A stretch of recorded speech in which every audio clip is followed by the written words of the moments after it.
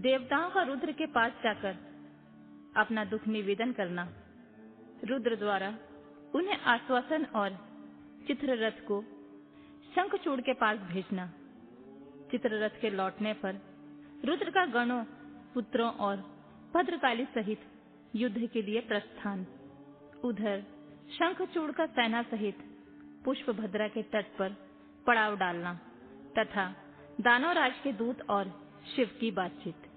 सनत कुमार जी कहते हैं, मुने, तदनंतर जो अत्यंत दीनता को प्राप्त हो गए थे, उन ब्रह्मा और विष्णु का वचन सुनकर शिव जी मुस्कुराए और मेघ गर्जना के समान गंभीर वाणी में बोले, हे हरे, हे ब्राह्मण, तुम लोग शंखचूड़ द्वारा उत्पन्न हुए भय को सर्वथा त्याग दो। निसंदेह तुम्हारा कल्याण होगा। मैं शंखचूड़ का सारा वृतांत यथार्थ रूप से जानता हूँ। वह पूर्व जन्म में एक गोप था जो ऐश्वर्यशाली भगवान श्री कृष्ण का भक्त था। इसका नाम सुदामा था। वही सुदामा राधा जी के शाप से शंखचूड़ नामक दानव राज होकर उत्पन्न हुआ। यह परम धर्मज्ञ और देवताओं से द्रोह करने वाला है। यह दुर्बुद्धिवश अपने उत्कृष्ट बल के भरोसे संपूर्ण देवताओं को कष्ट दे रहा है। अब तुम लोग प्रेम पूर्वक मेरी बात सुनो और देवों को आनंदित करने के लिए शीघ्र ही कैलाशवासी रुद्र के समीप जाओ। वह रुद्र रूप मेरा ही उत्तम पूर्ण रूप है। मैं ही देव कार्य की सिद्धि हेतु पृथक स्वरूप धारण करके वहां प्रकट हुआ हूँ। मेरा वह रूप ऐश्वर्यशाली और परिपूर्णतम है। हरे, इसलिए मैं भक्तों के वशीभूत हो कैलाश पर्वत पर निवास करता हूँ। तदनंतर कैलाश पहुंचकर देवताओं ने भगवान महेश की स्तुति की और अंत में कहा, महेशान, आप तो कृपा के आकार हैं। दीनों का उद्धार करना तो आपका वाना ही है। प्रभु, दानवराज शंखचूड़ का वध करके इंद्र को उनके भय से मुक्त कीजिए और देवों को इस विपत्ति से उबारिए।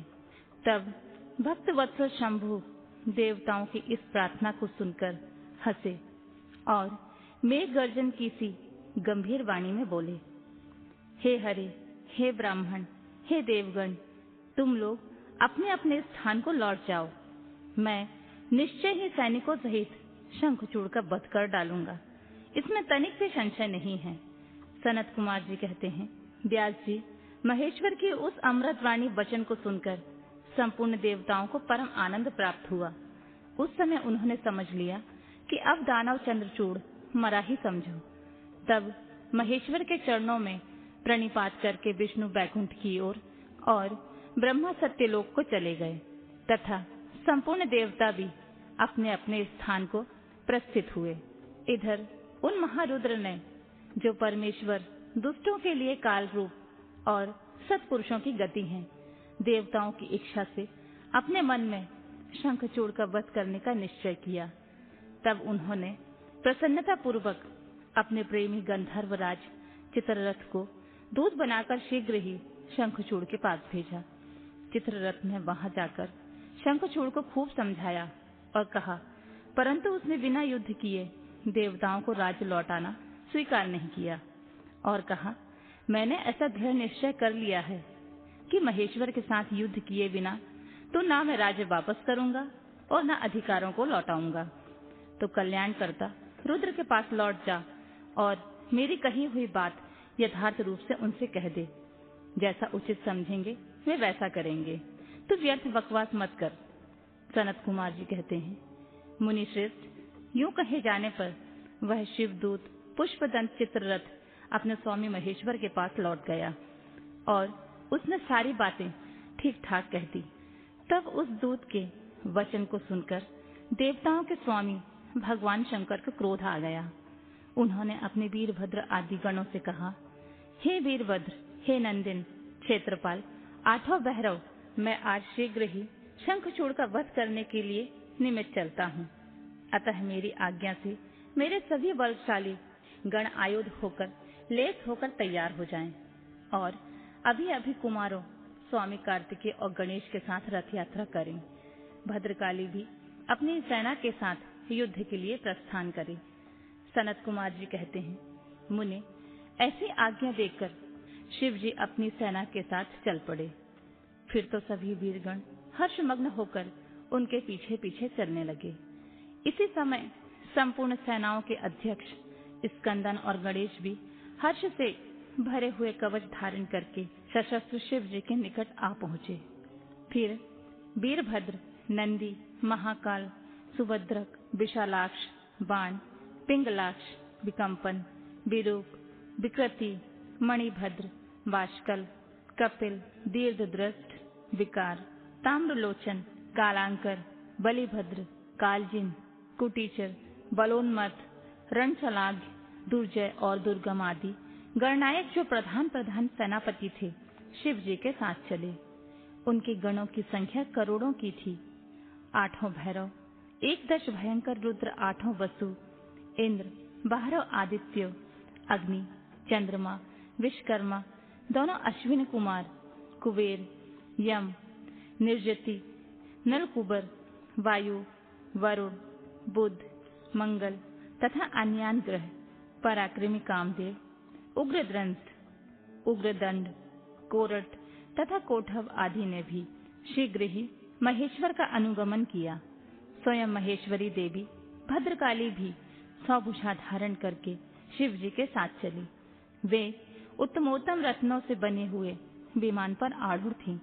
उनके शरीर पर लाल चंदन का अनुलेप लगा हुआ था। वे लाल वस्त्र शोभा पा रहा था तथा वे हर्षमग्न हंसती हुई, नाचती तथा उत्तम स्वर से गान करती हुई अपने भक्तों को अभय तथा शत्रुओं को भय प्रदान कर रही थीं। उनकी एक लंबी योजन भीषणकार जिहां लपलपा रही थी। वे अपने हाथों में शंख, चक्र, गदा, पद्य, ढाल, तलवार, धनुष, बाण, 1 योजन विस्तार वाला गहरा गोलाकार खप्पर, गगनचुंबी त्रिशूल, 1 योजन लंबी शक्ति, मुद्गर, मूसल, वज्र, खड़ग, तीखा फलक, वैष्णव शस्त्र, वरुण शस्त्र, वायव शस्त्र, नागपाश, नारायण स्त्रव, गंधास्त्र, ब्रह्मास्त्र, गरुणास्त्र, पशुपतास्त्र, पर्वशास्त्र, आदि पराक्रमी, सूर्यास्त्र, कालकाल, महानल, महेशास्त्र, यमदंडास्त्र, सम्मोहनास्त्र तथा समर्थ दिव्य अस्त्र और अन्य सैकड़ों दिव्यास्त्र धारण किए हुए थी। करोड़ों योगिनियों तथा डाकनियों उनके साथ थी। फिर भूत, प्रेत, पिशाच, कुष्मांड, ब्रह्म राक्षस, बेताल, राक्षस, यक्ष और किन्नर आदि से घिरे हुए स्कंदन ने पिता के पास आकर उन चंद्रशेखर को प्रणाम किया और उनकी आज्ञा से पार्श्व भाग में स्थित होकर सहायक का स्थान ग्रहण किया। तदनंतर रुद्र रूपधारी शंभु अपनी सारी सेना को एकत्रित करके शंखचूड़ के साथ लोहा लेने के लिए निर्भयता पूर्वक आगे बढ़े और देवताओं का उद्धार करने के लिए चंद्रभागा नदी के तट पर मनोहर बट वृक्ष के नीचे खड़े हो गए। व्यास जी जब उधर शिवदूत चला गया, तब प्रतापी चंद्रचूड़ ने महल के भीतर जाकर तुलसी से यह सारी वार्ता कह सुनाई। शंखचूड़ ने कहा, देवी, शंभु के दूत के मुख से मैं युद्ध के लिए उद्यत हुआ हूँ और उनसे जूझने के लिए मैं निश्चय ही जाऊंगा। तुम इसके लिए मुझे आज्ञा दो। यूं कहकर उस ज्ञानी ने अपने प्रिया को नाना प्रकार से समझाया। फिर ब्रह्मा मुहूर्त में उठकर प्रातःकृत समाप्त किया और पहले नित्य कर्म पूरा करके बहुत सा दान दिया। तत्पश्चात अपने पुत्र को संपूर्ण दानवों के राज्य पर अभिषिक्त करके उसने अपने भार्या, राज्य और सारी संपत्ति समर्पित कर दी। पुनः जब उसकी प्रिया तुलसी रोती हुई उसकी रथ यात्रा का निषेध करने लगी, तब राजा शंखचूड़ ने नाना प्रकार की कथाएं कहकर उसे ढांढस बंधाया। तदनंतर उस समादृत दानव राज ने कवच धारण करके युद्ध के लिए उद्यत हो अपने वीर सेनापति को बुलाकर उसे आदेश देते हुए कहा, सेनापति, मेरे सभी वीर जो संपूर्ण कार्यों में कुशल और समर में शोभा पाने वाले हैं, आज कवच धारण करके युद्ध के लिए प्रस्थान करें।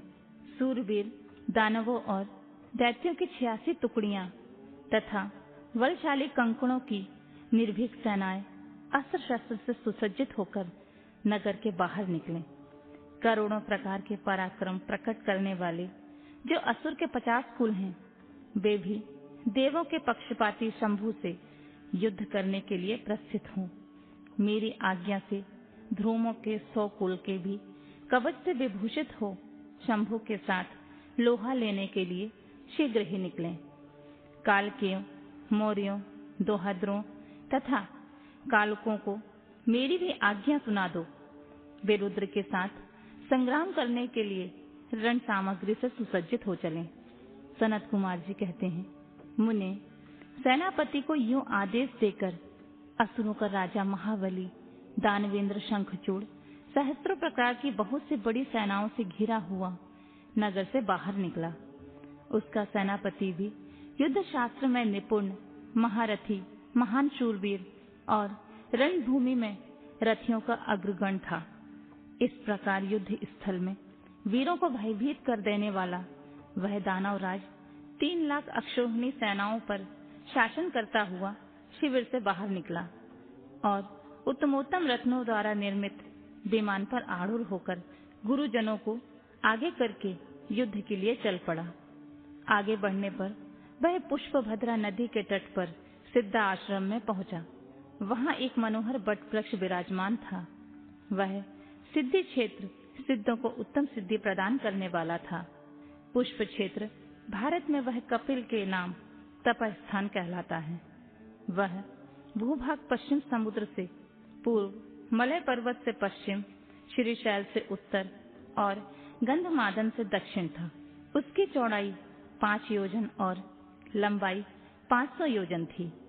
भारत की उस भाग में उत्तम पुण्य प्रदान करने वाली तथा शुद्ध स्फटिक के समान स्वच्छ जल से परिपूर्ण पुष्पभद्रा और सरस्वती नामक 2 रमणीय नदियां बहती हैं।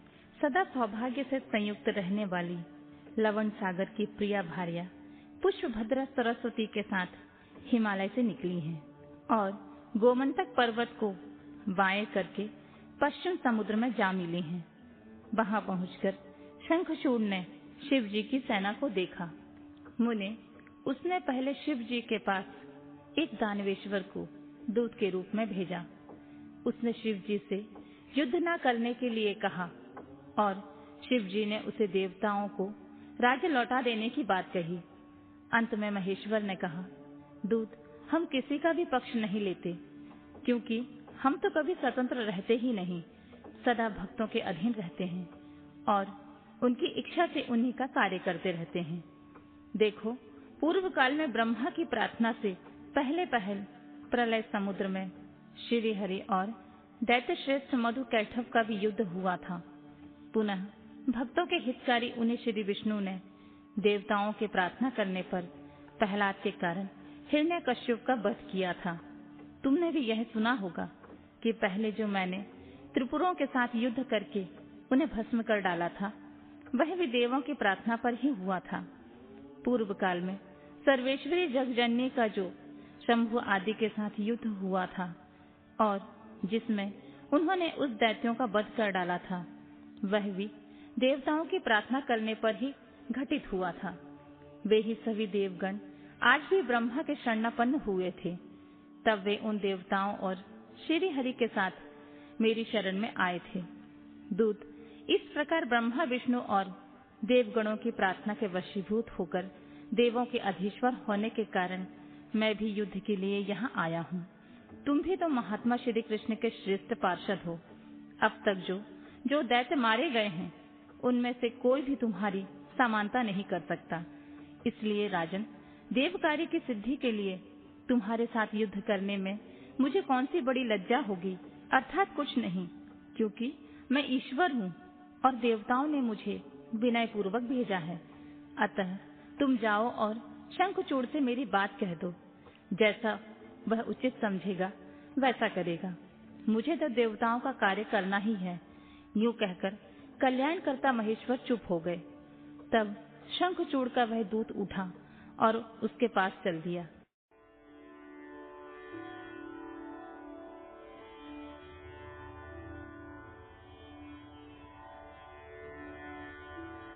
देवताओं और दानवों का युद्ध। शंखचूड़ के साथ वीरभद्र का संग्राम, पुनः उसके साथ भद्रकाली का भयंकर युद्ध करना और आकाशवाणी सुनकर निवृत्त होना। शिव जी का शंखचूड़ के साथ युद्ध और आकाशवाणी सुनकर युद्ध से निवृत्त हो विष्णु को प्रेरित करना। विष्णु द्वारा शंखचूड़ के कवच और तुलसी के शील का अपहरण, फिर रुद्र के हाथों त्रिशूल द्वारा शंखचूड़ का वध, शंख की उत्पत्ति का कथन। सनत कुमार जी कहते हैं, महर्षि, जब उस दूत ने शंखचूड़ के पास जाकर विस्तार पूर्वक शिव जी का वचन कह सुनाया तथा तत्वतः उसे यथार्थ निश्चय को भी प्रकट किया, तब उसे सुनकर प्रतापी दानवराज शंखचूड़ ने भी परम प्रसन्नता पूर्वक युद्ध को भी अंगीकार किया। फिर तो वह तुरंत ही मंत्रियों सहित रथ पर जा बैठा और उसने अपनी सेना को शंकर जी के साथ युद्ध करने के लिए आदेश दिया। इधर अखिलेश्वर शिव जी ने भी तत्काल ही अपनी सेना को तथा देवों को आगे बढ़ने की आज्ञा दी और स्वयं भी लीलावश युद्ध करने के लिए सन्नद्ध हो गए। फिर तो शीघ्र ही युद्ध आरंभ हो गया। उस समय नाना प्रकार के रणवाद्य बजने लगे, वीरों के शब्द और कोलाहल चारों ओर गूंज उठे। मुने इस प्रकार देवताओं और दानवों का परस्पर युद्ध होने लगा। उस समय वे दोनों सेनाएं धर्मपूर्वक जूझने लगी। स्वयं महेंद्र वृषपर्वा के साथ लड़ने लगे और विप्रचीति के साथ सूर्य का धर्म युद्ध होने लगा। विष्णु दंभ के साथ भीषण संग्राम करने लगे।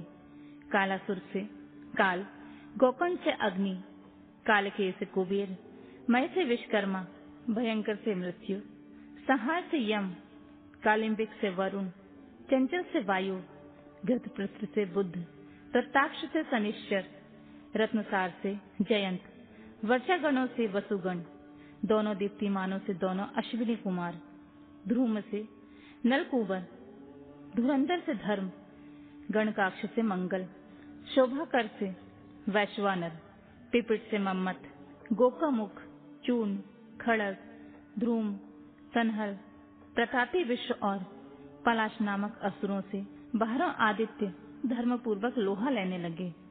इस प्रकार शिव की सहायता के लिए आए हुए अमरों का असुरों के साथ ही युद्ध होने लगा। 11 महारुद्र महान बल पराक्रम से संपन्न 11 भयंकर असुर वीरों से भिड़ गए।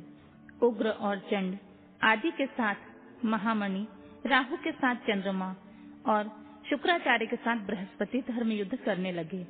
इस प्रकार उस महायुद्ध में नंदीश्वर आदि सभी देवगण श्रेष्ठ दानवों के साथ संग्राम करने लगे।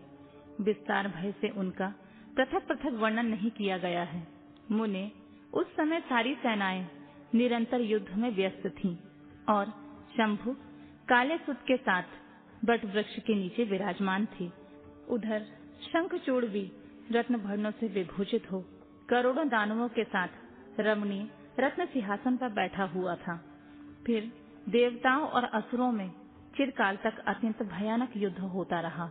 तदनंतर शंखचूड़ भी आकर उस भीषण संग्राम में जुट गया। इसी बीच महाबली वीरभद्र समर भूमि के बलशाली शंखचूड़ से जा भिड़े। उस युद्ध में दानवराज जिन जिन अस्त्रों की वर्षा करता था, उनको वीरभद्र खेल खेल में अपने बाणों से काट डालते थे। व्यास जी, इसी समय देवी भद्रकाली ने समर भूमि में जाकर बड़ा भयंकर सिंहनाद किया। उनके उस शब्द को सुनकर सभी दानव मूर्छित हो गए। उस समय देवी ने बारंबार अट्टहास किया और मधुपान करके वे रण के मुहाने पर नृत्य करने लगी। उनके साथ ही उग्र दृष्टा और उग्र डंडा और कोटिवी ने भी मधुपान किया तथा अन्य देवियों ने भी खूब मधु पीकर युद्ध स्थल में नाचना आरंभ किया। उस समय शिव गणों तथा देवों के दलों में महान कोलाहल मच गया। सारा सुर समुदाय बहुत प्रकार से गर्जना करता हुआ हर्षमग्न हो गया। तदनंतर काली ने शंखचूड़ के ऊपर प्रलयकालीन अग्नि की शिखा के समान उद्दीप्त अग्नियास्त्र चलाया, परंतु दानवराज ने वैष्णवास्त्र से उसे शीघ्र ही शांत कर दिया। तब देवी भद्रकाली ने उन पर नारायण शास्त्र का उपयोग किया। वह अस्त्र दानव शत्रु को देखकर बढ़ने लगा तब प्रलय अग्नि की ज्वाला के समान उद्दीप्त होते हुए नारायण अस्त्र को देखकर शंखचूड़ दंभ की भांति भूमि पर लेट गया और बारंबार प्रणाम करने लगा। तब उस दानव को नग्न हुआ देखकर वह अस्त्र निवृत्त हो गया। तत्पश्चात देवी ने उस पर मंत्रपूर्वक ब्रह्मास्त्र छोड़ा। उस अस्त्र को प्रज्वलित होता हुआ देखकर दानवराज ने भूमि पर खड़े होकर उसे प्रणाम किया और ब्रह्मास्त्र से उसका निवारण कर दिया। तदनंतर वह दानवराज कुपित हो उठा और वेग पूर्वक अपने धनुष को खींचकर देवी के ऊपर मंत्र पाठ करते हुए दिव्यास्त्रों की वर्षा करने लगा। भद्रकाली समर भूमि में अपने विस्तृत मुख को फैलाकर उन अस्त्रों को निगल गईं और अट्टहास पूर्वक गर्जना करने लगी, जिससे दानव भयभीत हो गए। तब शंखचूड़ ने काली के ऊपर 100 योजन लंबी शक्ति से वार किया, परंतु देवी ने अपने दिव्य अस्त्र समूह से उसके 100 टुकड़े कर दिए। यूं उन दोनों में चिरकाल तक युद्ध होता रहा और सभी देवता तथा दानव दर्शक बनकर उसे देखते रहे। अंत में देवी ने महान कोपोवेश से उस पर वेग पूर्वक मुष्टि प्रहार किया। उसकी चोट से वह दानवराज चक्कर काटने लगा और उस क्षण मूर्छित हो गया। फिर क्षण भर में ही उसकी चेतना लौट आई। वह उठ खड़ा हुआ, परंतु उस प्रतापी ने मात्र बुद्धि होने के कारण देवी के साथ बाहुयुद्ध नहीं किया। तब देवी ने उस दानव को पकड़कर उसे बारंबार घुमाया और बड़े क्रोध से वेग पूर्वक ऊपर की ओर उछाल दिया। प्रतापी शंखचूड़ वेग से ऊपर की ओर उछला और पृथ्वी पर गिरकर पुनः उठ खड़ा हुआ। उस महायुद्ध में वह तनिक भी भ्रांत नहीं हुआ था, बल्कि उसका मन प्रसन्न था। तत्पश्चात वह भद्रकाली को प्रणाम करके बहुमूल्य रत्नों द्वारा निर्मित अपने परम मनोहर विमान पर जा बैठा। इधर कालिका भूख से विहल होकर दानवों का रक्तपान करने लगी। इसी अवसर पर वहां यूं आकाशवाणी हुई, ईश्वरी, अभी रणभूमि में सिंहनाद करने वाले 1.5 लाख दानवेंद्र और बचे हैं। ये बड़े उद्दत हैं, अतः तुम इन्हें अपना आहार बना लो। परंतु देवी, संग्राम में दानवराज शंखचूड़ को मारने के लिए मन मत दौड़ाओ, क्योंकि यह तुम्हारे लिए अवध्य है, ऐसा निश्चय समझो।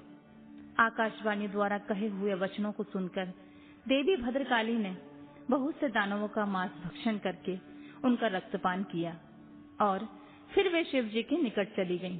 वहां उन्होंने पूर्वापर के क्रम से सारा युद्ध वृतांत कह सुनाया। व्यास जी ने पूछा, महाबुद्धिमान सनत कुमार जी, काली का यह वचन सुनकर महेश्वर ने उस समय क्या कहा और कौन सा कार्य किया? आप इसका वर्णन करने की कृपा करें, क्योंकि मेरे मन में उसे सुनने की प्रबल उत्कंठा जाग उठी है। सनत कुमार जी बोले, मुने, शंभु तो जीवों के कल्याण करता महेश्वर और बड़े लीला बिहारी हैं। वे काली द्वारा कहे हुए वचनों को सुनकर उन्हें आश्वासन देते हुए हंसने लगे। तदनंतर आकाशवाणी को सुनकर तत्व ज्ञान विशारद स्वयं शंकर अपने गणों के साथ समर भूमि की ओर चले। उस समय वे महावृषभ नंदीश्वर पर सवार थे और उन्हीं के समान पराक्रमी वीरभद्र, भैरव और क्षेत्रपाल आदि उनके साथ थे। रणभूमि में पहुंचकर महेश्वर ने वीर रूप धारण किया। उस समय उन रुद्र की बड़ी शोभा हो रही थी और वे मूर्तिमान काल से दिख रहे थे। जब शंखचूड़ की दृष्टि शिव जी पर पड़ी, तब वह विमान से उतर पड़ा और परम भक्ति के साथ दंड की भांति पृथ्वी पर लौटकर उसने सिर के बल उन्हें प्रणाम किया। इस प्रकार नमस्कार करने के पश्चात वह तुरंत ही अपने विमान पर जा बैठा और कवच धारण करके उसने धनुष बाण उठाया। फिर तो दोनों ओर से बाणों की झड़ी लग गई। यूं व्यर्थ ही बाण वर्षा करने वाले शिव और शंखचूड़ का वह उग्र युद्ध सैकड़ों वर्षों तक चलता रहा। अंत में युद्ध स्थल में शंखचूड़ का वध करने के लिए महाबली महेश्वर ने सहसा अपना वह त्रिशूल उठाया, जिसका निवारण करना बड़े बड़े तेजस्वियों के लिए भी अशक्त था। तब तत्काल ही उसका निषेध करने के लिए यूं आकाशवाणी हुई, शंकर, मेरी प्रार्थना सुनिए और इस समय इस त्रिशूल को मत चलाइए।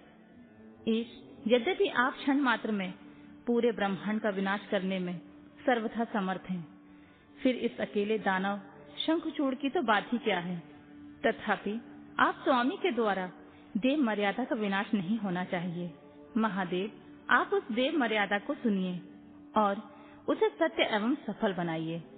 वह देव मर्यादा का यह है कि जब तक इस शंखचूड़ के हाथ में श्री हरि का परम उग्र कवच वर्तमान रहेगा और इसके पतिव्रता पत्नी तुलसी का सतीत्व अखंडित रहेगा, तब तक इस पर जरा और मृत्यु अपना प्रभाव नहीं डाल सकेंगे। अतः जगदीश्वर शंकर, ब्रह्मा के इस वचन को सत्य कीजिए। तब सत्पुरुषों के आश्रय स्वरूप शिव जी ने उस आकाशवाणी को सुनकर तथास्तु कहकर उसे स्वीकार कर लिया और विष्णु को उस कार्य के लिए प्रेरित किया। फिर तो शिव जी की इच्छा से विष्णु वहां से चल पड़े। वे तो मायावियों में श्रेष्ठ मायावी ठहरे। अतः उन्होंने एक वृद्ध ब्राह्मण का वेश धारण किया और शंखचूड़ के निकट जाकर उनसे यूं कहा, दानवेंद्र, इस समय मैं याचक होकर तुम्हारे पास आया हूँ, तुम मुझे भिक्षा दो। दीन वत्सल, अभी मैं अपने मनोरथ को प्रकट नहीं करूंगा। जब तुम देना स्वीकार कर लोगे तब पीछे से मैं उसे बताऊंगा और तब तुम उसे पूर्ण करना। ब्राह्मण की बात सुनकर राजेंद्र शंखचूड़ का मुख और नेत्र प्रसन्नता से खिल उठे। जब उन्होंने ओम कहकर उसे स्वीकार कर लिया, तब ब्राह्मण ने छल पूर्वक कहा, मैं तुम्हारा कवच चाहता हूँ। यह सुनकर ऐश्वर्यशाली दानवराज शंखचूड़ ने, जो ब्राह्मण भक्त और सत्यवादी था, वह दिव्य कवच जो उसे प्राण के समान था, ब्राह्मण को दे दिया। इस प्रकार श्री हरि ने माया द्वारा उससे वह कवच ले लिया और फिर शंखचूड़ का रूप धारण करके वे तुलसी के पास पहुंचे। वहां जाकर सबके आत्मा एवं तुलसी के नित्य स्वामी श्री हरि ने शंखचूड़ के रूप में उसके शील का हरण कर लिया। इसी समय विष्णु भगवान ने शंभु से अपनी सारी बात कह सुनाई। तब शिव जी ने शंखचूड़ के वध के निमित्त अपना उद्दीप्त त्रिशूल हाथ में लिया। परमात्मा शंकर का वह विजय नामक त्रिशूल अपनी उत्कृष्ट प्रभा बिखेर रहा था। उससे सारी दिशाएं, पृथ्वी और आकाश प्रकाशित हो उठे। वह मध्याह्नकालीन करोड़ों सूर्यों और प्रलय अग्नि की शिखा के समान चमकीला था। उसका निवारण करना असंभव था। यह दुर्घर्ष कभी व्यर्थ न होने वाला और शत्रुओं का संहारक था। वह तेजों का अत्यंत उग्र समूह, संपूर्ण शस्त्रों का सहायक, भयंकर और सारे देवताओं तथा असुरों के लिए दूसरा था। वह एक ही स्थान पर ऐसा दमक रहा था मानो लीला का आश्रय लेकर संपूर्ण ब्रह्मांड का संहार करने के लिए उद्यत हो। उसकी लंबाई 1000 धनुष और चौड़ाई 100 हाथ की थी। उस जीव ब्रह्म स्वरूप शूल का किसी के द्वारा निर्माण नहीं हुआ था। उसका रूप नित्य था। आकाश में चक्कर काटता हुआ वह त्रिशूल शिव जी की आज्ञा से शंखचूड़ के ऊपर जा गिरा और उसने उसी क्षण उसे राख की ढेरी बना दिया। विप्र महेश्वर का वह शूल मन के समान वेगशाली था। वह शीघ्र ही अपना कार्य पूर्ण करके शंकर के पास आ पहुंचा और फिर आकाश मार्ग में चला गया।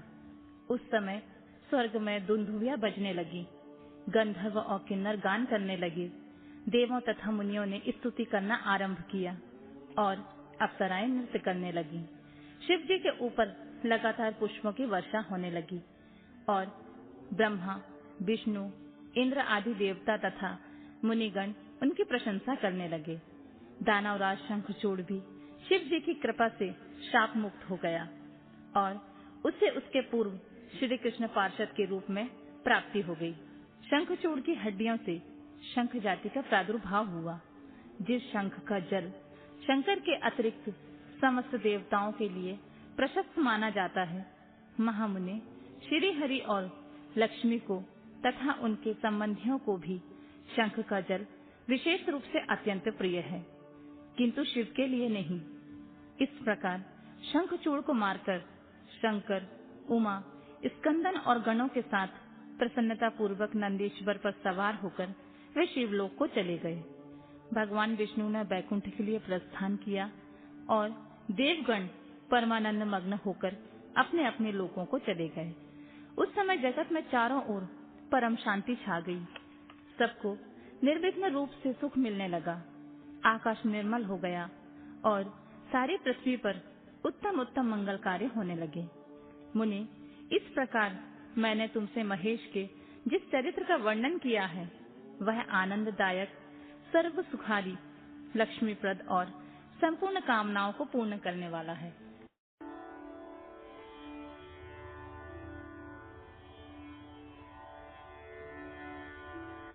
विष्णु द्वारा तुलसी के शील हरण का वर्णन। कुपित हुई तुलसी द्वारा विष्णु को शाप। शंभु द्वारा तुलसी और सालग्राम शिला के महात्म का वर्णन। फिर व्यास जी के पूछने पर सनत कुमार जी ने कहा, महर्षि, रणभूमि में आकाशवाणी को सुनकर जब देवेश्वर शंभु ने श्री हरि को प्रेरित किया, तब वे तुरंत ही अपनी माया से ब्राह्मण का वेश धारण करके शंखचूड़ के पास जा पहुंचे और उन्होंने उससे परमोत्कृष्ट कवच मांग लिया।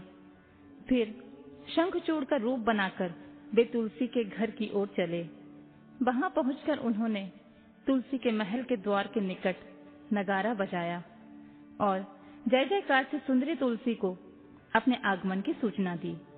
उसे सुनकर सती साध्वी तुलसी ने बड़े आदर के साथ झरोके के रास्ते राजमार्ग की ओर देखा और अपने पति को आया हुआ जानकर वह परमानंद से निमग्न हो गई। उसने तत्काल ही ब्राह्मणों को धन दान करके उनसे मंगलाचार कराया और फिर अपना श्रृंगार किया। इधर देवताओं के कार्य की सिद्धि के लिए माया से शंखचूड़ का रूप धारण करने वाले भगवान विष्णु रथ से उतरकर देवी तुलसी के भवन में गए। तुलसी ने पति रूप में आए हुए भगवान का पूजन किया और बहुत सी बातें की। तदनंतर उनके साथ रमण किया। तब उस साध्वी ने सुख, सामर्थ्य और आकर्षण में व्यतिक्रम देखकर सब पर विचार किया और संदेह उत्पन्न होने पर वह, तुम कौन हो, यूं डांटती हुई बोली। तुलसी ने कहा, दुष्ट, मुझे शीघ्र बतलाकर माया द्वारा मेरा उपभोग करने वाला तू कौन है? तूने मेरा सतीत्व नष्ट कर दिया है। अभी मैं तुझे शाप देती हूँ। सनत कुमार जी कहते हैं, ब्राह्मण तुलसी का वचन सुनकर श्री हरि ने लीला पूर्वक अपनी परम मनोहर मूर्ति धारण कर ली। तब उस रूप को देखकर तुलसी ने लक्षणों से पहचान लिया कि ये साक्षात विष्णु हैं, परंतु उसका पतिव्रत नष्ट हो चुका है। इसलिए वह कुपित होकर विष्णु से कहने लगी। तुलसी ने कहा, हे विष्णु, तुम्हारा मन पत्थर के सदृश कठोर है। तुम में दया का लेश मात्र भी नहीं है। मेरे पति धर्म के भंग हो जाने से ही निश्चय ही मेरे स्वामी मारे गए हैं। चूंकि तुम पाषाण सदृश कठोर, दया रहित और दुष्ट हो, इसलिए अब तुम मेरे शाप से पाषाण स्वरूप ही हो जाओ। सनत कुमार जी कहते हैं, मुने, यूं कहकर शंखचूड़ की वह सती साध्वी पत्नी तुलसी फूट फूट कर रोने लगी और शोकार्त होकर बहुत तरह से विलाप करने लगी। इतने में ही वहां भक्त वत्सल भगवान शंकर प्रकट हो गए और उन्होंने समझाकर कहा, देवी, अब तुम दुख को दूर करने वाली मेरी बात सुनो और श्री हरि भी स्वस्थ मन से उसे श्रवण करो, क्योंकि तुम दोनों के लिए जो सुखकारक होगा वही मैं कहूंगा। भद्रे, तुमने जिस मनोरथ को लेकर तप किया था, यह उसी तपस्या का फल है। भला वह अन्यथा कैसे हो सकता है? इसलिए तुम्हें उसके अनुरूप ही फल प्राप्त हुआ है। अब तुम इस शरीर को त्याग कर दिव्य देह धारण कर लो और लक्ष्मी के समान होकर नित्य श्री हरि के साथ वैकुंठ में विहार करती रहो। तुम्हारा यह शरीर जिसे तुम छोड़ दोगी, नदी के रूप में परिवर्तित हो जाएगा। यह नदी भारतवर्ष में पुण्य रूपा गड़की के नाम से प्रसिद्ध होगी। महादेवी, कुछ काल के पश्चात मेरे वर के प्रभाव से देव पूजन सामग्री में तुलसी का प्रधान स्थान हो जाएगा। सुंदरी, तुम स्वर्ग लोक में, मृत्यु लोक में तथा पाताल में सदा श्री हरि के निकट ही निवास करोगी और पुष्पों में श्रेष्ठ तुलसी का वृक्ष हो जाओगी। तुम बैकुंठ में दिव्य रूप धारणी देवी बनकर सदा एकांत में श्री हरि के साथ क्रीड़ा करोगी। उधर भारतवर्ष में जो नदियों की अधिष्ठात्री देवी होंगी वह परम पुण्य प्रदान करने वाली होंगी और श्री हरि के अंशभूत लवण सागर की पत्नी बनेगी तथा श्री हरि भी तुम्हारे शापवश पत्थर का रूप धारण करके भारत की गड़की नदी के जल के निकट निवास करेंगे। वहां तीखी दाढ़ों वाले करोड़ों भयंकर कीड़े उस पत्थर को काटकर उसके मध्य का चक्र का आकार बनाएंगे। उसके भेद से वह अत्यंत पुण्य प्रदान करने वाली शालग्राम शिला कहलाएगी और चक्र के भेद से उसका लक्ष्मी नारायण आदि भी नाम होगा। विष्णु की शालग्राम शिला और दक्ष स्वरूपिणी तुलसी का सदागम सदा अनुकूल तथा बहुत प्रकार के पुण्यों की वृद्धि करने वाला होगा। भद्रे, जो शालग्राम शिला के ऊपर से तुलसी पत्र को दूर करेगा उसे जन्मांतर में स्त्री वियोग की प्राप्ति होगी तथा जो शंख को दूर करके तुलसी पत्र को हटाएगा वह भी भार्याहीन होगा और 7 जन्मों तक रोगी बना रहेगा। जो महाज्ञानी पुरुष शालग्राम शिला तुलसी और शंख को एकत्र कर उनकी रक्षा करता रहेगा वह श्री हरि का प्यारा होगा।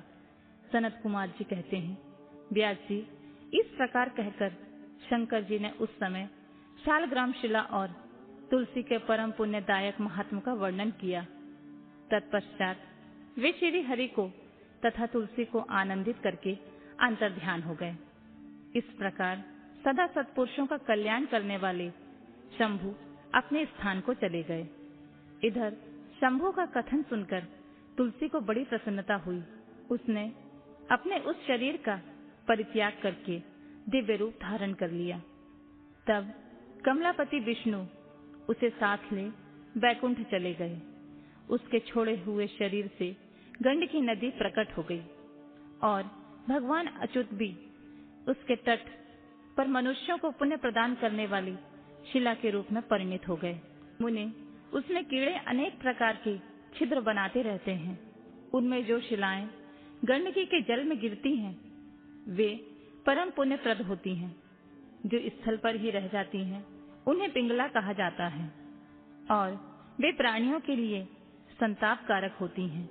व्यास जी, इस प्रकार तुम्हारे प्रश्न के अनुसार मैंने शंभु का सारा चरित्र जो पुण्य प्रदान तथा मनुष्यों की सारी कामनाओं को पूर्ण करने वाला है तुम्हें सुना दिया। यह पुण्य आख्यान जो विष्णु के महात्म से संयुक्त तथा भोग और मोक्ष का प्रदाता है तुमसे वर्णन कर दिया। अब और क्या सुनना चाहते हो?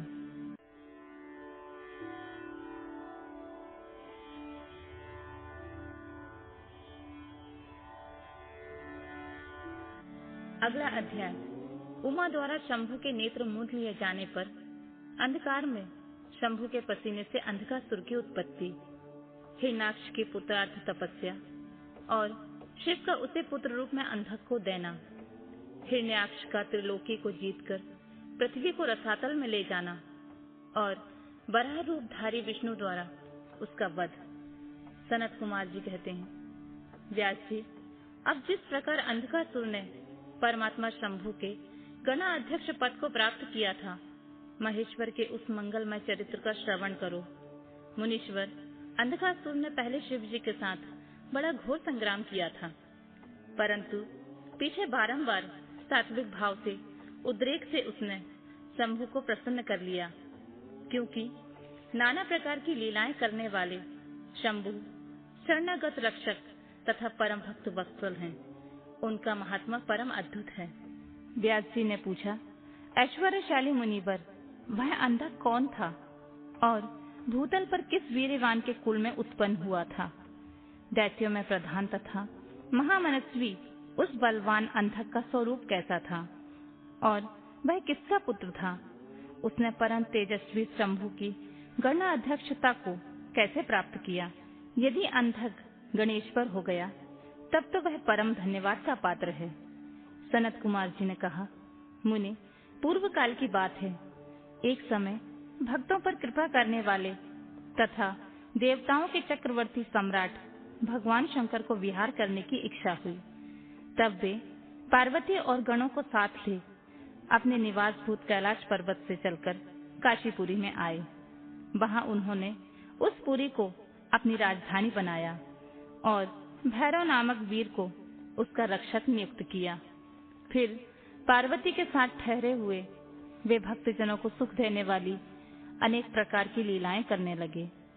एक समय वे उसके वरदान के प्रभाववश अनेक वीराग्रगण गणेश्वरों और शिवा के साथ मंदरांचल पर गए और वहां भी तरह तरह की क्रीड़ाएं करने लगे। एक दिन जब प्रचंड पराक्रमी कदर्पी शिव मंदरांचल की पूर्व दिशा में बैठे हुए थे, उसी समय गिरजा ने नर्म क्रीड़ावश उनके नेत्र बंद कर दिए। इस प्रकार जब पार्वती ने मूंगे, सुवर्ण और कमल के प्रभा वाले अपने कर कमलों से हर के नेत्र बंद कर दिए, तब उनके नेत्रों के मूंद जाने के कारण वहां क्षण भर में ही घोर अंधकार फैल गया।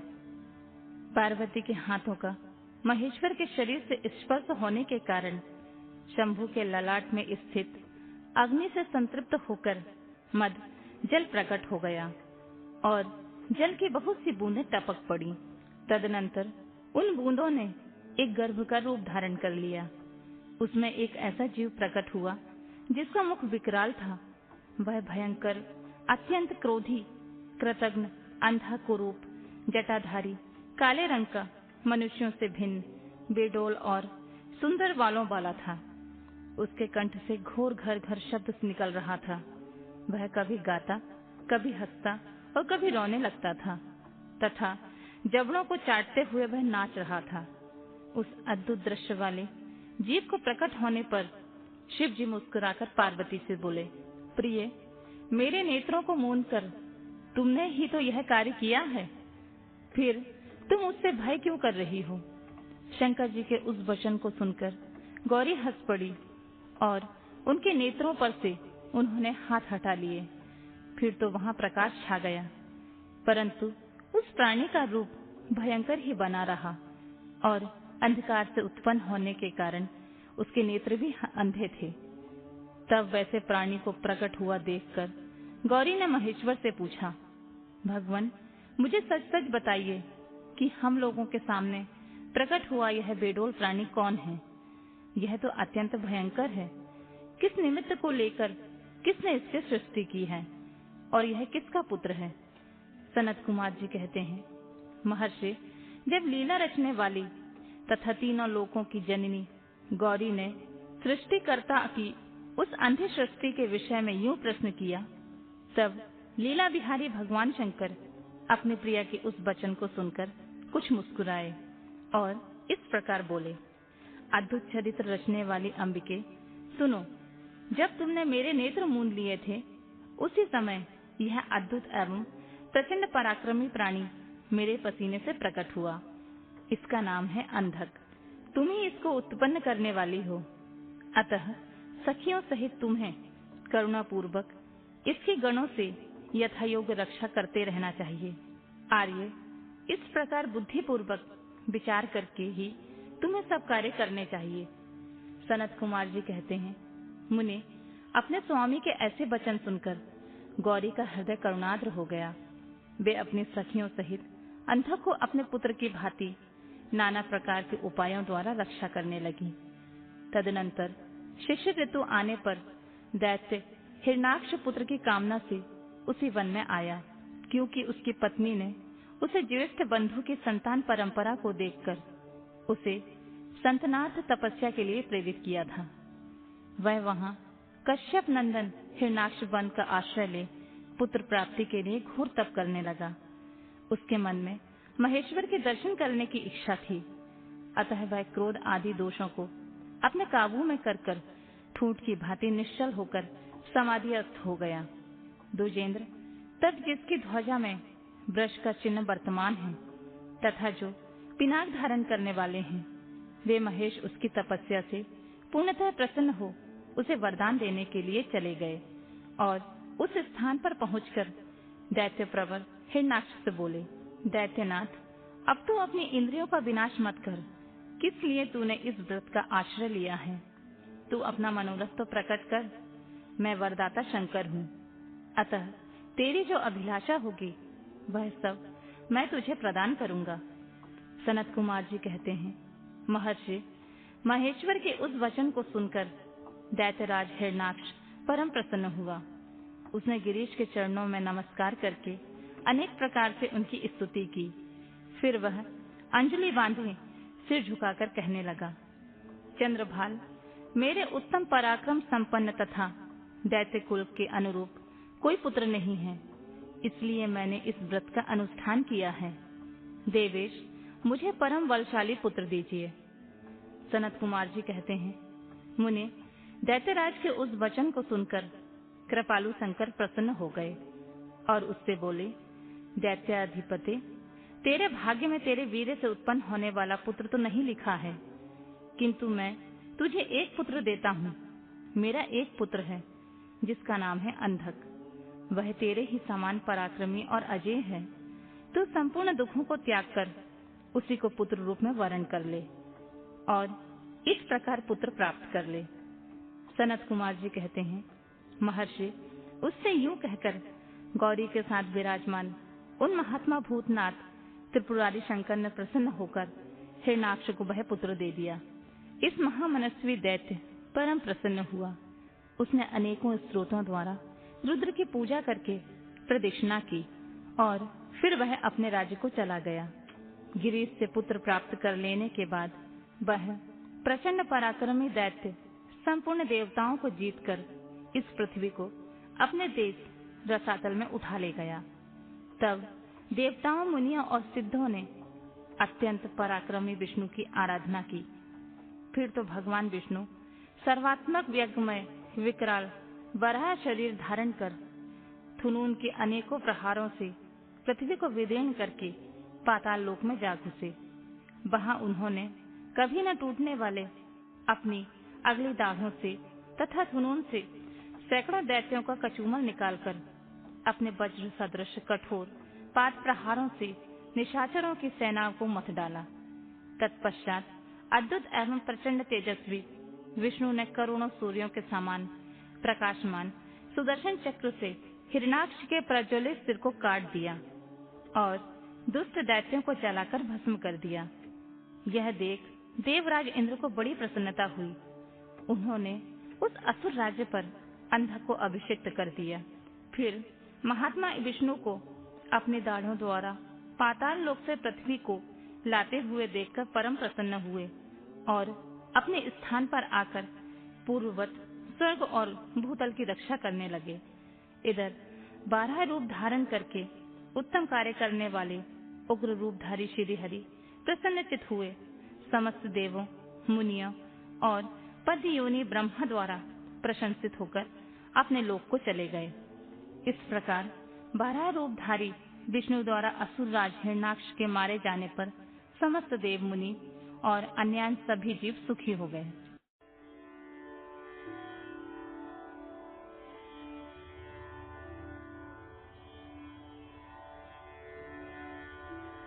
हिरण्यकशिपु की तपस्या और ब्रह्मा से वरदान पाकर उसका अत्याचार, नरसिंह द्वारा उसका वध और प्रहलाद को राज्य प्राप्ति।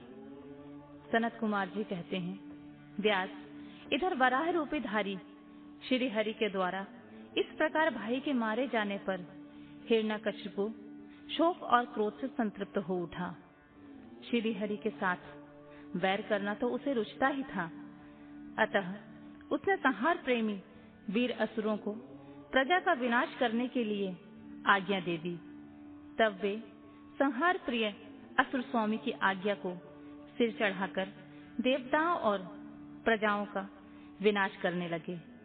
इस प्रकार जब उन दुष्ट चित्त वाले असुरों द्वारा सारा देवलोक तहस नहस कर दिया गया, तब देवता स्वर्ग को छोड़कर गुप्त रूप से भूतल पर विचरने लगे।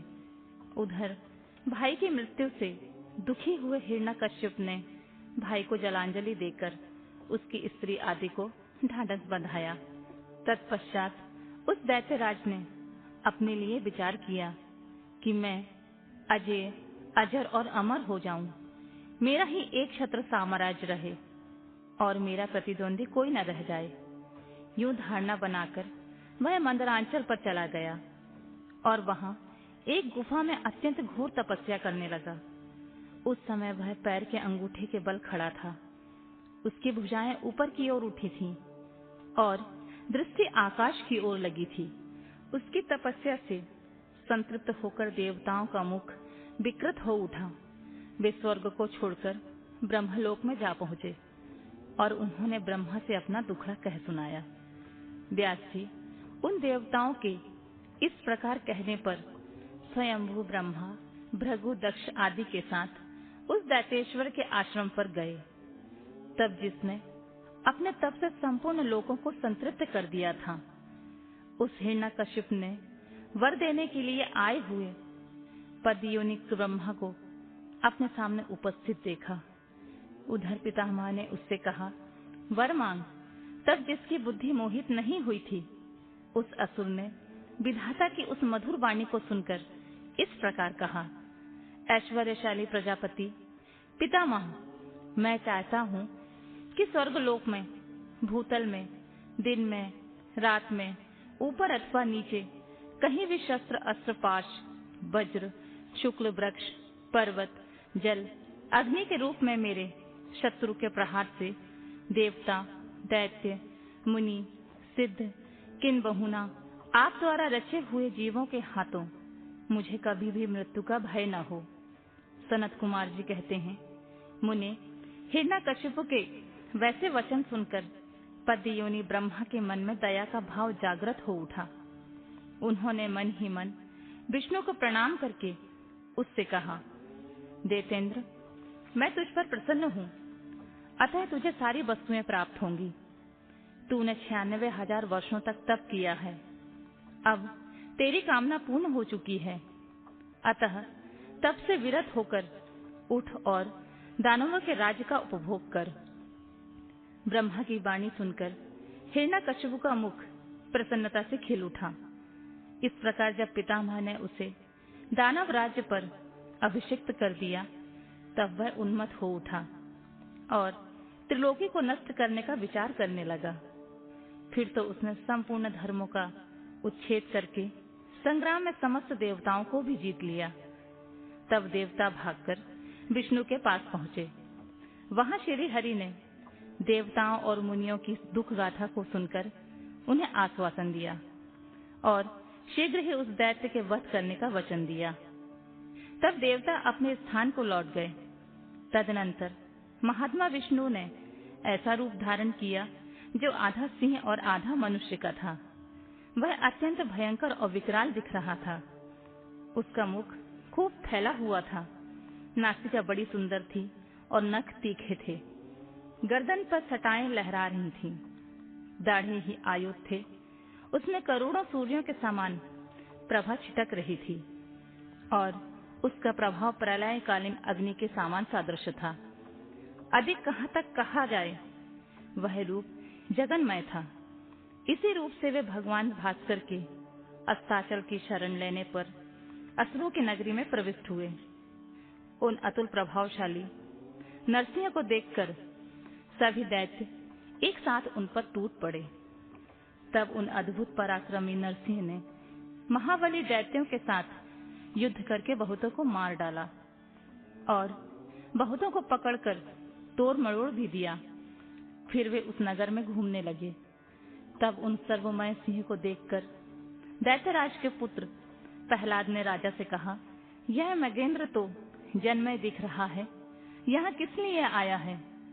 प्रहलाद ने पुनः कहा, पिताजी, मुझे तो ऐसा प्रतीत होता है कि भगवान अनंत हैं और नरसिंह का रूप धारण करके आपके नगर में प्रविष्ट हुए हैं, क्योंकि मुझे इनकी मूर्ति बड़ी विकराल दिख रही है। अतः आप युद्ध से हटकर इनकी शरण में जाइए। इनसे बढ़कर त्रिलोकी में कोई दूसरा योद्धा नहीं है। इसलिए आप इन मृगेंद्र के सामने झुककर अपने राज्य का उपभोग कीजिए। अपने पुत्र की बात सुनकर उस दुरात्मा ने उससे कहा, बेटा, क्या तू भयभीत हो गया? अपने पुत्र से यूं कहकर दैत्यों के अधिपति राजा हिरण्यकशिपु ने महाबली दैत्यों को आज्ञा देते हुए कहा, वीरों, तुम लोग इस बेडोल भ्रकुटी और नेत्र वाले सिंह को पकड़ लाओ। तब स्वामी की आज्ञा से उस मैगेंद्र को पकड़ने की इच्छा से वे सभी बड़े बड़े दैत्य रणभूमि में घुसे, परंतु जैसे रूप की अभिलाषा से अग्नि में प्रवेश करने वाले पतंगे जल भून जाते हैं, उसी तरह वे सब के सब क्षण भर में जलकर भस्म हो गए। दैत्यों के दग हो जाने पर भी वह दैत्यराज संपूर्ण शस्त्र अस्त्र, शक्ति, रिष्टि, पाश, अंकुश और पावक आदि से उन मृगेंद्र के साथ लोहा लेता ही रहा। इस प्रकार बहुत काल तक भयानक युद्ध हुआ। अंत में उन नरसिंह ने वज्र के समान कठोर अपनी अनेकों भुजाओं से उस दैत्य को पकड़ लिया और उसे अपने जांघों पर लिटाकर दानवों के मर्मक को विदीर्ण करने वाले नखांकुरों से उसकी छाती चीर डाली तथा खून से लथपथ हुए उसके हृदय कमल को निकाल लिया। फिर तो उसी क्षण उसके प्राण पखेरु उड़ गए। तब भगवान नरसिंह ने बारंबार के आघात से जिसके सारे अंग भंग चूर हो गए थे, उस काटभूत दैत्य को छोड़ दिया। उस समय उस देव शत्रु के मारे जाने पर उन्हें बड़ी प्रसन्नता हुई। उसी अवसर पर प्रहलाद ने आकर उनके चरणों में सिर झुकाया। तब अद्भुत पराक्रमी विष्णु ने प्रहलाद को बुलाकर उन्हें दैत्यों के राज्य पर अभिषिक्त कर दिया और स्वयं अद्वितीय गति को प्राप्त हो गए, अर्थात अंतर्ध्यान हो गए। तदनंतर पितामह आदि समस्त सुरेश्वर परम प्रसन्न हो अपना कार्य सिद्ध करने वाले पूजनीय भगवान विष्णु को उसी दिशा में प्रणाम करके अपने अपने धाम को चले गए। विप्रवर, प्रसंगवश मैंने रुद्र से अंधक की उत्पत्ति, बराह से हिरण्याक्ष की मृत्यु, नरसिंह के हाथों उसके भाई का विनाश और प्रहलाद को राज्य प्राप्ति का वर्णन कर दिया है। दुष्श्रेष्ठ, अब मैं शिव की कृपा से प्राप्त हुए अंधक के प्रभाव का, शंकर जी के साथ उसके युद्ध का और पीछे जिस प्रकार उसे महेश के गणाध्यक्ष पद की प्राप्ति हुई, उस कथा का वर्णन करता हूँ।